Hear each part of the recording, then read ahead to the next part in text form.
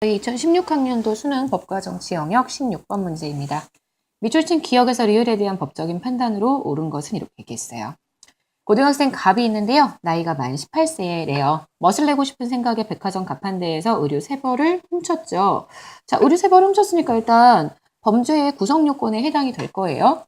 자, 담당 검사는요. 관할 보호관찰소의 장에게 갑의 품행과 생활환경에 대한 조사를 요구했는데요. 검사가 지금 기소를 하지 않았어요. 형사법원에 기소를 하지 않았고요. 지금 결정전 조사를 해봤더니 그 결과를 고려해서 갑을 가정법원 소년부에 송치했죠. 검사는요.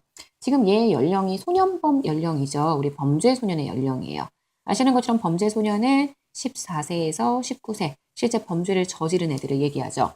얘들 같은 경우는요, 둘 중에 하나예요. 형사처벌을 받던지 아니면 가정법원 소년부에 송치가 돼서요, 보호처분을 받던지. 결정은 검사가 하게 되는데요. 검사는 기소를 할 것인지, 기소를 하게 되면 형사법원으로 가서요, 얘를 처벌하려는 의지를 가지고 있다고 보셔야 되는 거고요. 만약에 처벌을 아직 너무 어리다, 얘 정상을 참작해서 처벌하지 말자, 얘에게 보호처분을 내리자라는 생각을 가지고 있다면요, 이 보호처분을 내리기 위해서 가정법원 소년부로 보내게 되는데요. 가정법원 소년부로 보내는 것은 기소하지 않고요, 우리 송치한다고 표현을 하게 되죠. 자, 그래서요, 가정법원 소년부에 송치를 했어요. 가정법원 소년부에서 청소년 참여법정이라는 걸 했대요. 여기에서요, 또래 학생들로 구성된 청소년 참여인단이요, 자기관찰 보고서와 인생 설계도 작성이라는 과제를 판사에게 건의했고요. 이거는 배심원은 아니고요. 가정법원 소년부에서 정말 아이들이 더 이상 범죄를 저지르지 않도록 서로 간에 제재해 줄 수 있는 그런 방법들을 모색하는 거라고 보시면 될 것 같고요. 그래서 가정법원 판사는 갑에게 제시된 부가가제를 이행하라는 명령을 내렸죠. 자, 1번이에요. 기억이죠? 기억 이전의 성년 의제가 되더라도요, 가정법원 소년부에 송치될 수 있다. 맞죠? 성년 의제는 아시는 것처럼 이거는 민법상의 제한 능력자를 풀어주는 거예요. 원래 민법상 능력을 가지지 못하잖아요. 실제 고등학생 같은 경우 만 18세라고 얘기한다면 민법상 제한 능력자이기 때문에 우리 민법상의 법률행위에 있어서 법정 대리인의 동의를 받고 법률행위를 할 수가 있거든요. 근데 만약에 얘가 결혼을 했다, 혼인을 했다, 그러면 성년 의제가 되기 때문에 민법상 성년자 능력을 가지고 있는, 행위 능력을 가지고 있는 경우가 되죠. 하지만 이것과 상관없이 소년법은 형법에 대한 부분이기 때문에요. 가정법원 소년부에 당연히 송치가 될 수 있을 거고요. 자, 그 다음 두 번째.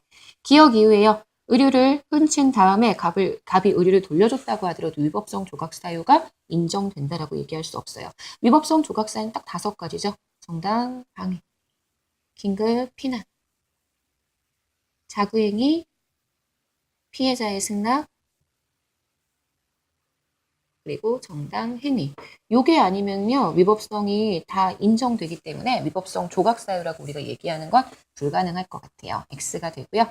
자, 3번이에요. 니은. 그 결과를 고려해서 검사가 디귿에 즉결 심판을 요청한다. 여러분, 지금 보시는 디귿은 가정법원 소년부예요. 즉결 심판은 경미한 범죄에 대해서요, 검사가 기소하지 않아도 재판을 받을 수 있는, 심판을 받을 수 있는 것을 얘기하고요. 가정법원 소년부는 즉결 심판을 하는 기구가 아니라는 것을 확인하실 수 있습니다.